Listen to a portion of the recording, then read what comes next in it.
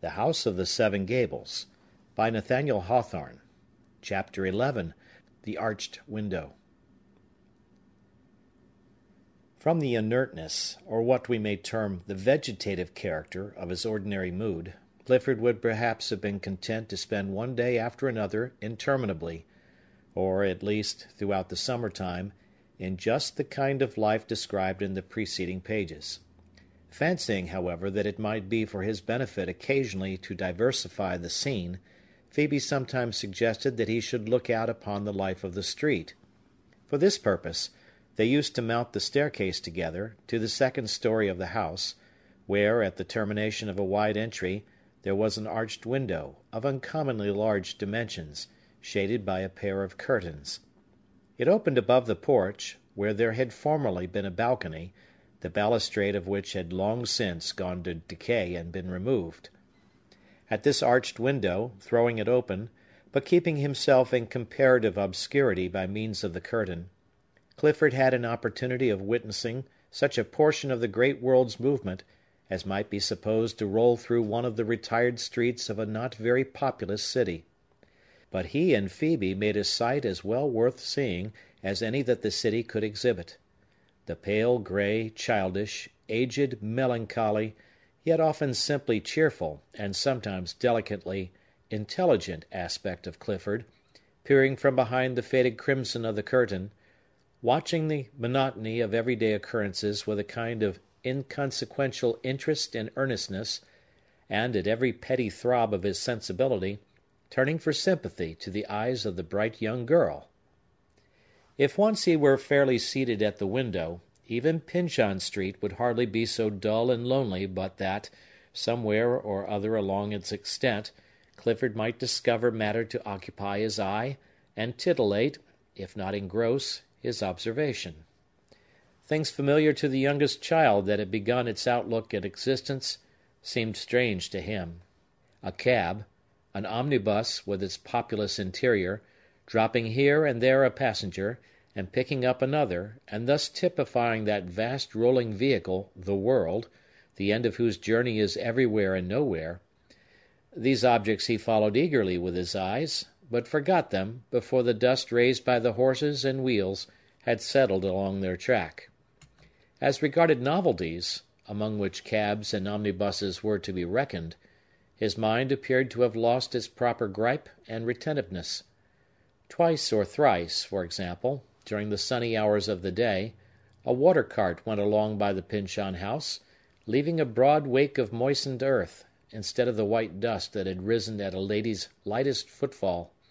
It was like a summer shower, which the city authorities had caught and tamed, and compelled it into the commonest routine of their convenience. With the water-cart, Clifford could never grow familiar. It always affected him with just the same surprise as at first. His mind took an apparently sharp impression from it, but lost the recollection of this perambulatory shower before its next reappearance, as completely as did the street itself, along which the heat so quickly strewed white dust again. It was the same with the railroad. Clifford could hear the obstreperous howl of the steam devil, and, by leaning a little way from the arched window, could catch a glimpse of the trains of cars flashing a brief transit across the extremity of the street. The idea of terrible energy thus forced upon him was new at every recurrence, and seemed to affect him as disagreeably, and with almost as much surprise, the 100th time as the first. Nothing gives a sadder sense of decay than this loss or suspension of the power to deal with unaccustomed things, and to keep up with the swiftness of the passing moment. It can merely be a suspended animation, for, were the power actually to perish, there would be little use of immortality. We are less than ghosts for the time being, whenever this calamity befalls us. Clifford was indeed the most inveterate of conservatives. All the antique fashions of the street were dear to him, even such as were characterized by a rudeness that would naturally have annoyed his fastidious senses. He loved the old rumbling and jolting carts, the former track of which he still found in his long-buried remembrance, as the observer of to-day finds the wheel tracks of ancient vehicles in Herculaneum. The butcher's cart, with its snowy canopy, was an acceptable object. So was the fish cart, heralded by its horn. So, likewise, was the countryman's cart of vegetables, plodding from door to door, with long pauses of the patient horse, while his owner drove a trade in turnips, carrots, summer squashes, string beans, green peas, and new potatoes, with half the housewives of the neighborhood. The baker's cart, with the harsh music of its bells, had a pleasant effect on Clifford, because, as few things else did, it jingled the very dissonance of yore. One afternoon a scissor grinder chanced to set his wheel a-going under the Pyncheon elm, and just in front of the arched window. Children came running with their mother's scissors, or the carving knife, or the paternal razor, or anything else that lacked an edge, except, indeed, poor Clifford's wits, that the grinder might apply the article to his magic wheel and give it back as good as new. Round went the busily revolving machinery, kept in motion by the scissor grinder's foot, and wore away the hard steel against the hard stone, whence issued an intense and spiteful prolongation of a hiss, as fierce as those emitted by Satan and his compeers in Pandemonium, though squeezed into smaller compass. It was an ugly, little, venomous serpent of a noise, as ever did petty violence to human ears. But Clifford listened with rapturous delight. The sound, however disagreeable, had very brisk life in it, and, together with the circle of curious children watching the revolutions of the wheel, appeared to give him a more vivid sense of active, bustling, and sunshiny existence than he had attained in almost any other way. Nevertheless, its charm lay chiefly in the past, for the scissor grinder's wheel had hissed in his childish ear. He sometimes made doleful complaint that there were no stage-coaches nowadays, and he asked in an injured tone what had become of all those old square-topped chaises, with wings sticking out on either side, that used to be drawn by a plough-horse and driven by a farmer's wife and daughter, peddling whortleberries and blackberries about the town. Their disappearance made him doubt, he said, whether the berries had not left off growing in the broad pastures and along the shady country lanes. But anything that appealed to the sense of beauty, in however humble a way, did not require to be recommended by these old associations. This was observable when one of those Italian boys, who are rather a modern feature of our streets, came along with his barrel organ, and stopped under the wide and cool shadows of the elm. With his quick professional eye he took note of the two faces watching him from the arched window, and, opening his instrument, began to scatter its melodies abroad. He had a monkey on his shoulder, dressed in a Highland plaid, and, to complete the sum of splendid attractions wherewith he presented himself to the public, there was a company of little figures, whose sphere and habitation was in the mahogany case of his organ, and whose principle of life was the music which the Italian made it his business to grind out. In all their variety of occupation, the cobbler, the blacksmith, the soldier, the lady with her fan, the toper with his bottle, the milkmaid sitting by her cow, this fortunate little society might truly be said to enjoy a harmonious existence, and to make life literally a dance. The Italian turned a crank, and behold, every one of these small individuals started into the most curious vivacity. The cobbler wrought upon a shoe, the blacksmith hammered his iron, the soldier waved his glittering blade, the lady raised a tiny breeze with her fan, the jolly toper swigged lustily at his bottle, a scholar opened his book with eager thirst for knowledge, and turned his head to and fro along the page. The milkmaid energetically drained her cow, and a miser counted gold into his strong-box, all at the same turning of a crank. Yes, and moved by the self-same impulse, a lover saluted his mistress on her lips. Possibly some cynic, at once merry and bitter, had desired to signify, in this pantomimic scene, that we mortals, whatever our business or amusement, however serious, however trifling, all dance to one identical tune, and, in spite of our ridiculous activity, bring nothing finally to pass.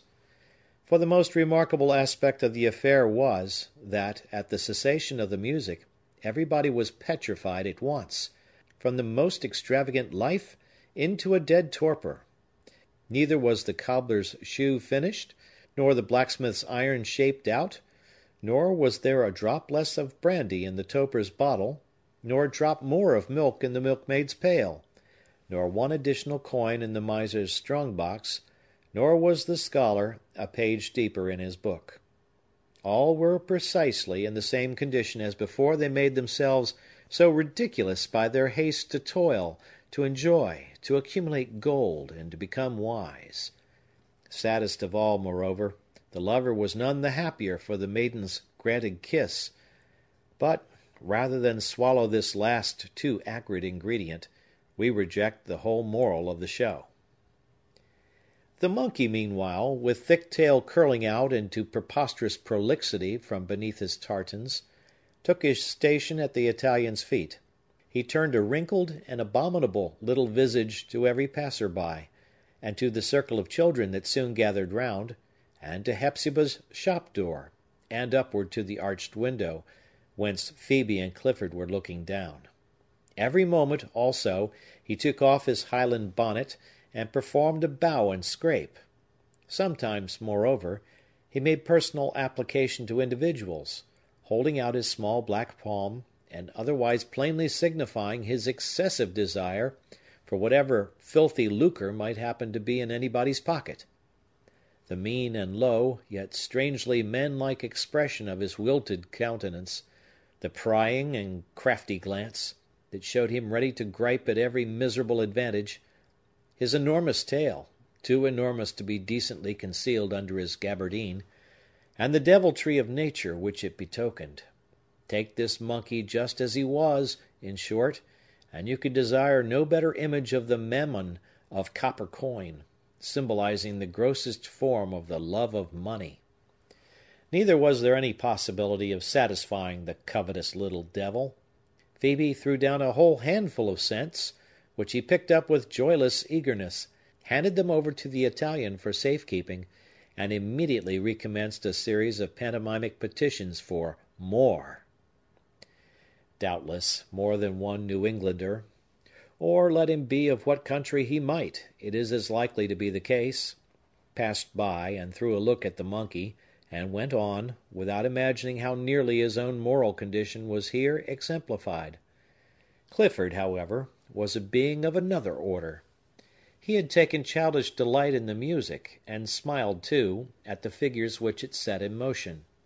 But, after looking a while at the long-tailed imp, he was so shocked by his horrible ugliness, spiritual as well as physical, that he actually began to shed tears, a weakness which men of merely delicate endowments, and destitute of the fiercer, deeper, and more tragic power of laughter, can hardly avoid when the worst and meanest aspect of life happens to be presented to them.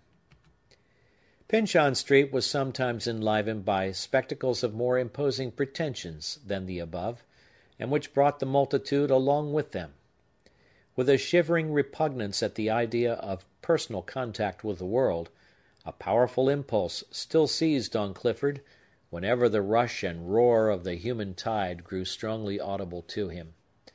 This was made evident, one day, when a political procession, with hundreds of flaunting banners, and drums, fifes, clarions, and cymbals, reverberating between the rows of buildings, marched all through town, and trailed its length of trampling footsteps, and most infrequent uproar, past the ordinarily quiet House of the Seven Gables.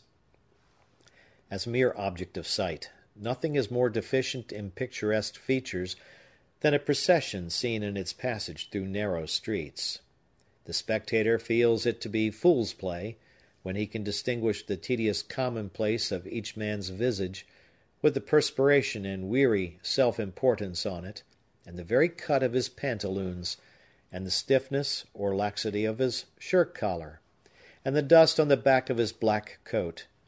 In order to become majestic, it should be viewed from some vantage point, as it rolls its slow and long array through the center of a wide plain, or the stateliest public square of a city, for then, by its remoteness, it melts all the petty personalities of which it is made up into one broad mass of existence, one great life, one collected body of mankind, with a vast, homogeneous spirit animating it. But, on the other hand, if an impressible person, standing alone over the brink of one of these processions, should behold it, not in its atoms, but in its aggregate, as a mighty river of life, massive in its tide and black with mystery, and, out of its depths, calling to the kindred depth within him, then the contiguity would add to the effect. It might so fascinate him that he would hardly be restrained from plunging into the surging stream of human sympathies. So it proved with Clifford. He shuddered. He grew pale. He threw an appealing look at Hepzibah and Phœbe, who were with him at the window. They comprehended nothing of his emotions, and supposed him merely disturbed by the unaccustomed tumult.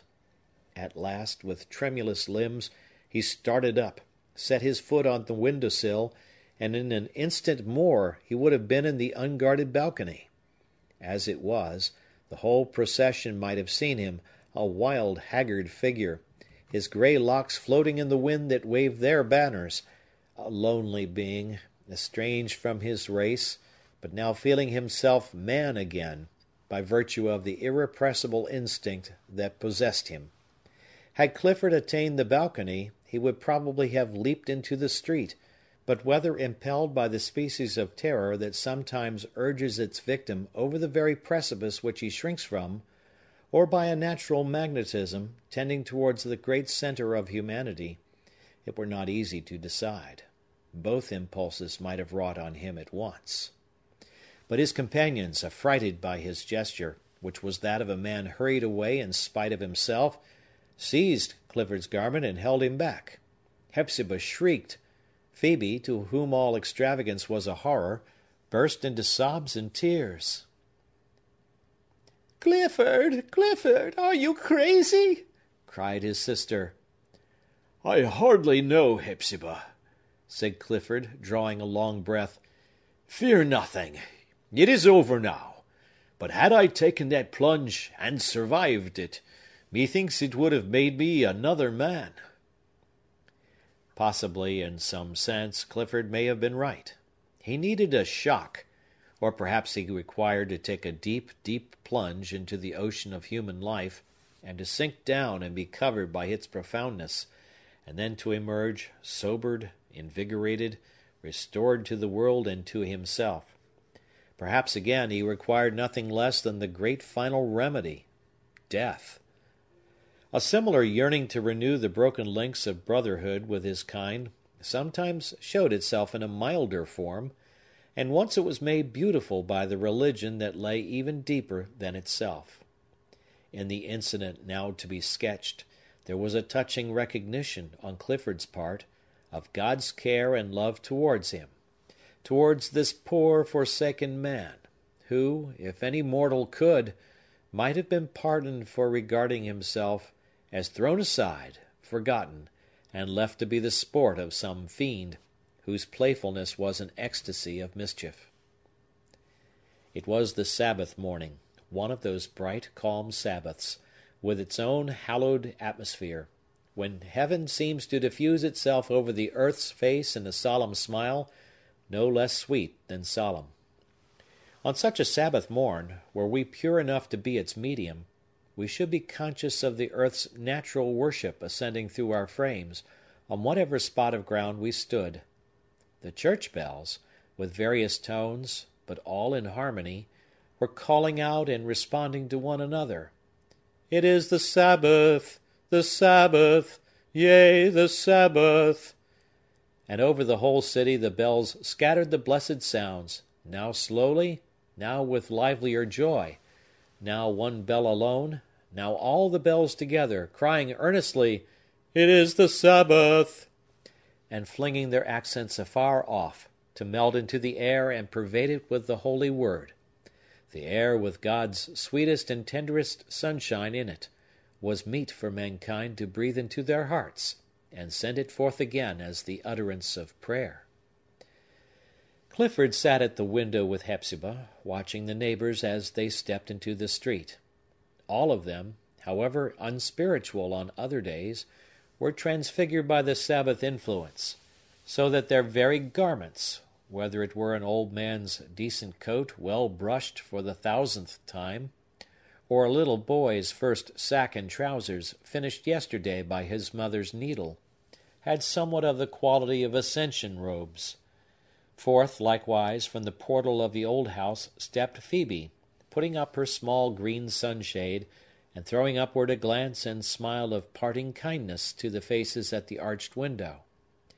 In her aspect there was a familiar gladness, and a holiness that you could play with, and yet reverence it as much as ever. She was like a prayer, offered up in the homeliest beauty of one's mother tongue.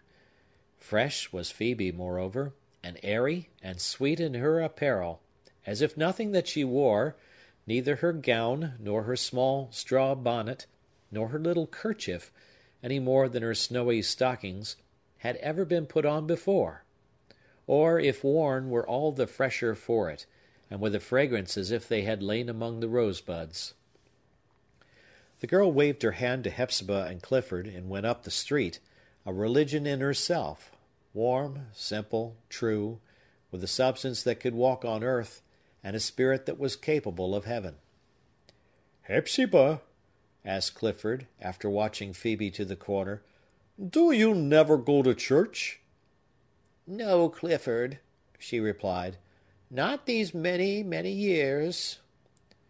"Were I to be there," he rejoined, "it seems to me that I could pray once more, when so many human souls were praying all around me." She looked into Clifford's face, and beheld there a soft, natural effusion, for his heart gushed out, as it were, and ran over at his eyes, in delightful reverence for God, and kindly affection for his human brethren. The emotion communicated itself to Hepzibah.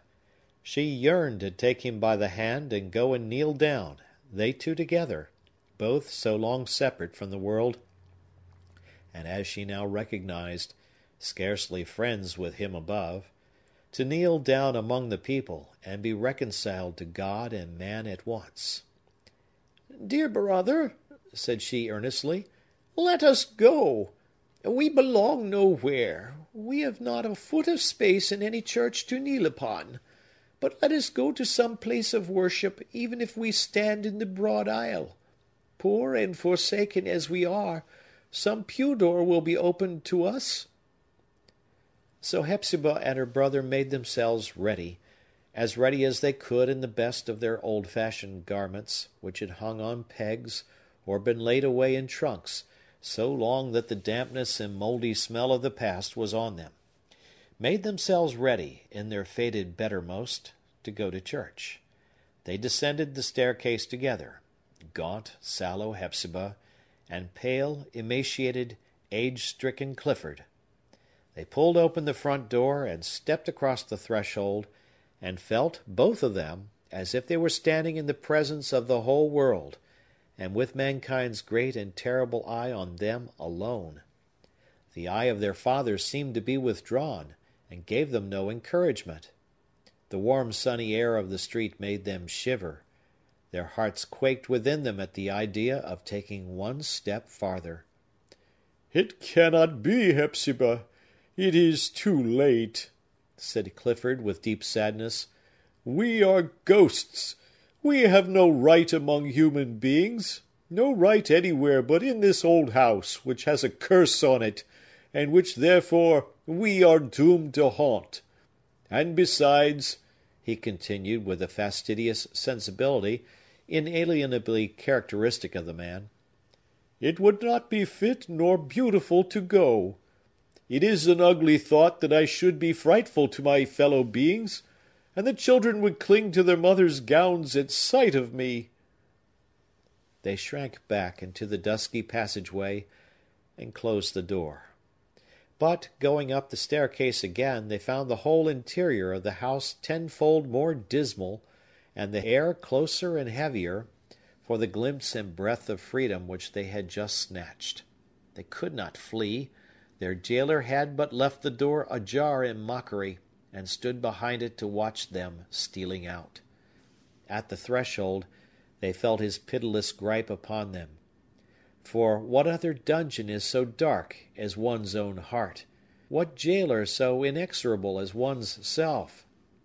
But it would be no fair picture of Clifford's state of mind were we to represent him as continually or prevailingly wretched. On the contrary, there was no other man in the city, we are bold to affirm, of so much as half his years, who enjoyed so many lightsome and griefless moments as himself. He had no burden of care upon him. There were none of those questions and contingencies with a future to be settled which wear away all other lives, and render them not worth having by the very process of providing for their support. In this respect, he was a child for the whole term of his existence, be it long or short.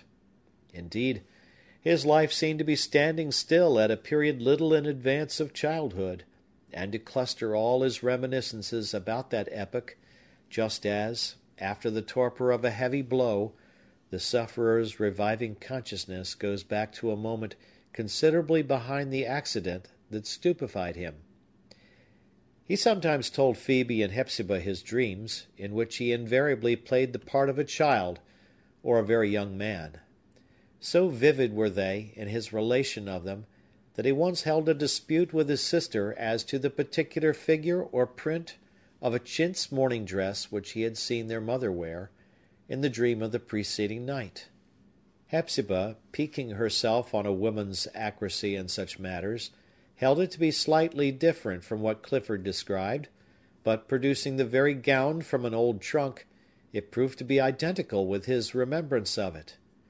Had Clifford, every time that he emerged out of dreams so lifelike, undergone the torture of transformation from a boy into an old and broken man, the daily recurrence of the shock would have been too much to bear.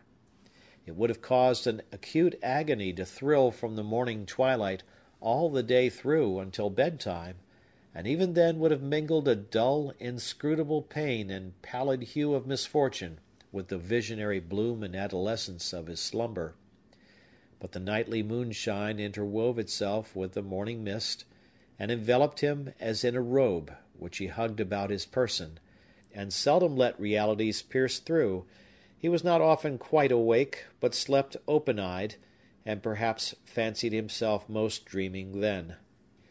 Thus, lingering always so near his childhood, he had sympathies with children, and kept his heart the fresher thereby, like a reservoir into which rivulets were pouring not far from the fountain-head. Though prevented, by a subtle sense of propriety, from desiring to associate with them, he loved few things better than to look out of the arched window and see a little girl driving her hoop along the sidewalk, or schoolboys at a game of ball. Their voices, also, were very pleasant to him, heard at a distance, all swarming and intermingling together as flies do in a sunny room. Clifford would, doubtless, have been glad to share their sports. One afternoon he was seized with an irresistible desire to blow soap-bubbles, an amusement, as Hepzibah told Phœbe apart, that had been a favorite one with her brother when they were both children. Behold him, therefore, at the arched window, with an earthen pipe in his mouth. Behold him with his gray hair and a wan, unreal smile over his countenance, where still hovered a beautiful grace, which his worst enemy must have acknowledged to be spiritual and immortal, since it had survived so long. Behold him, scattering airy spheres abroad from the window into the street. Little impalpable worlds were those soap bubbles, with the big world depicted, in hues bright as imagination, on the nothing of their surface. It was curious to see how the passers-by regarded these brilliant fantasies, as they came floating down, and made the dull atmosphere imaginative about them.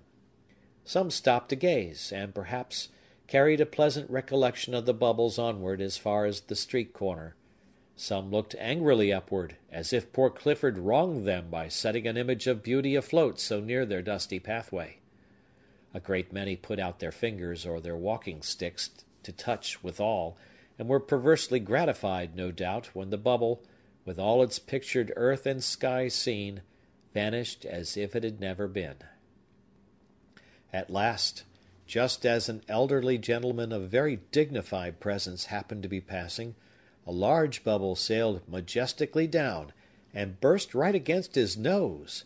He looked up, at first with a stern, keen glance, which penetrated at once into the obscurity behind the arched window, then with a smile which might be conceived as diffusing a dog-day sultriness for the space of several yards about him.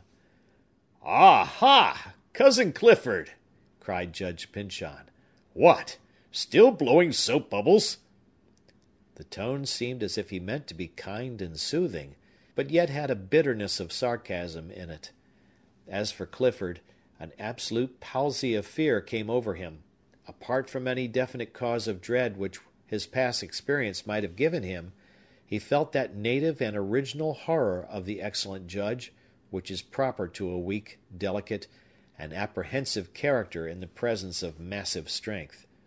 Strength is incomprehensible by weakness, and therefore the more terrible. There is no greater bugbear than a strong-willed relative in the circle of his own connections. End of chapter.